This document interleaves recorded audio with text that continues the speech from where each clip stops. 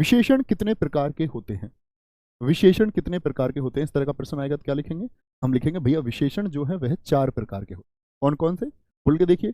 एक तो जब परिमाणवाचक होगा, जिसमें निश्चित परिमाण और अनिश्चित परिमाण की बात होगी। परिमाण से मतलब होगा जब हम माप तोल से बताएंगे, माप तोल से। एक साथी होगा हमारा संख्यावाचक, और संख्यावाचक को मित्र कैसे बताते हैं भैया जी? गिनती से बताते हैं, गिनती से। क्या ये भी 2 प्रकार का होता है, अनिश्चित और निश्चित? जी भैया।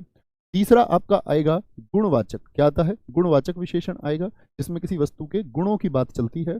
और चौथा आता है सार्वनामिक विशेषण। सार्वनामिक विशेषण आता है।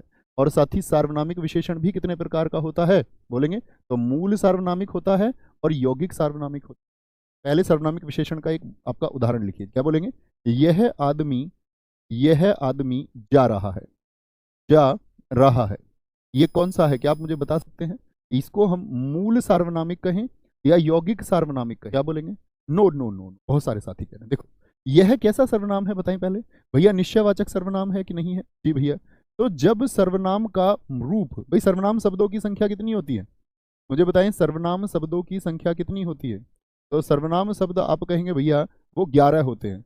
तो अगर वो 11 के 11 शब्द लिखे हुए हैं साफ तौर पर, तो हमेशा क्या होगा? मूल सार्वनामिक होगा। लेकिन उनको विकृत करके लिखा हुआ है, जैसे बोले ऐसा आदमी जा रहा है।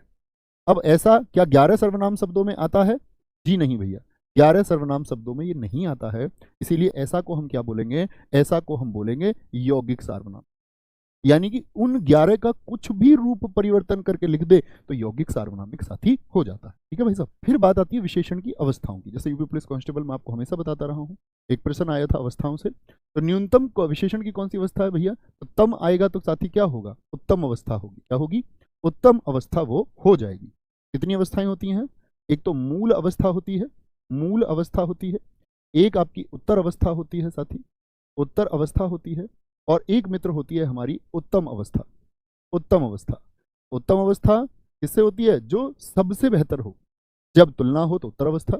और मूल अवस्था होती है जब वो मूल बात हो। जैसे मैं आपसे बोलूं न्यून की बाकी 2 अवस्थाएं आप मुझे बताइए, मैं कुछ खाली स्थान छोड़ दूं। न्यूनतर, न्यूनतर, यहां पर एक रिक्त स्थान मैंने छोड़ दिया, उसको आप भरेंगे। जैसे निम्न एक शब्द है, निम्न एक शब्द है, यहां पर एक रिक्त स्थान मैंने छोड़ दिया और मैंने लिख दिया यहां पर निम्नतम। यहां पर एक खाली स्थान मैंने छोड़ दिया और यहां पर मैंने लिख दिया महत्तम। और साथ में ये दोनों मैंने आपको भरने को दिए। निम्न का होगा भाई निम्नतम बना तो निम्नतर हो गया, यानी किन्हीं 2 के बीच में तुलना है कि वह उससे निम्नतर है। और महत्तम आया है तो महत्तर रहा होगा। क्या रहा होगा? तर अवस्था में महत्तर रहा होगा। और यहां पर क्या रहा होगा बोलेंगे? तो यहां पर हम कहेंगे महान शब्द रहा होगा।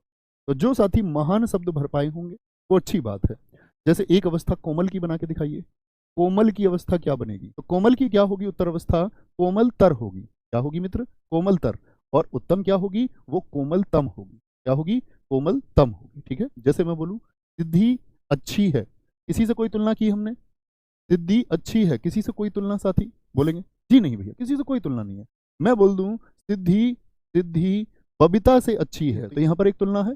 जी हाँ, किनके बीच में? किन्हीं 2 के बीच में। तो लेकिन मैं बोल दूं कि सिद्धि सबसे अच्छी है, सिद्धि सबसे अच्छी है, तो इसका मतलब क्या हुआ साथी? कि हम सबसे तुलना कर रहे हैं। और सबसे तुलना जब हो तो आपका उत्तम अवस्था होगी, किन्हीं 2 के बीच में हो तो उत्तर अवस्था होगी। और किसी से कोई तुलना जब ना हो, जैसे यूपी कांस्टेबल ने पूछा आपको 49,568 में कि करेला कड़वा है, ये मूल अवस्था है, ये आपका उत्तर अवस्था है, या फिर ये आपका उत्तम अवस्था है? सारे साथियों का उत्तर है किसी से कोई तुलना ही नहीं है, करेला कड़वा है, बस इतनी बात कह दी।